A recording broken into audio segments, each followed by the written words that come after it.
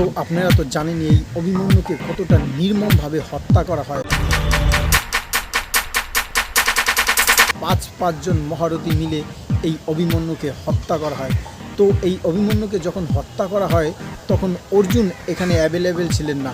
অর্জুন ভগবান শ্রীকৃষ্ণের সাথে অন্য এক জায়গায় যুদ্ধে গিয়েছিলেন। তো এই পাঁচজন মহারথী মিলে যখন অভিমন্যুকে বধ করে, তো এতটাই ছিল সেই ভয়ঙ্কর, সেটা যে কারো হৃদয় কেঁপে উঠবে। তো অর্জুন যখন যুদ্ধ থেকে ফিরে আসলেন, দেখলেন যে তার পুত্রের মৃত্যু হয়ে গেছে। তো অর্জুনের তার জন্য আফসোস নেই, যে যুদ্ধে তো বীরদের বীরগতি প্রাপ্তি হয়, তথাপি সে আগেও জানতেন যে তার পুত্রর মৃত্যু হয়ে যাবে।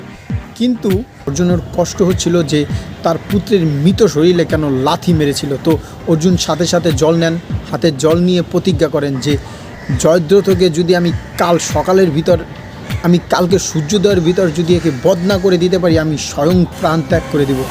তো যখন অর্জুন এই প্রতিজ্ঞা করলেন, তো অর্জুনকে ভগবান শ্রীকৃষ্ণ বলছে, অর্জুন তুমি এরূপ মূর্খের মতো প্রতিজ্ঞা কেন করলে?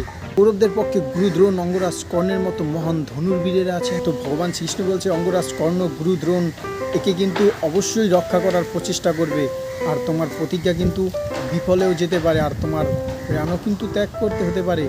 তো অর্জুন বলছে, মাধব, এই জীবন আমি আপনাকে সমর্পিত করে দিয়েছি, এই প্রাণ যদি এখন চলে যায় তাতে আমার কোনো আপত্তি নেই।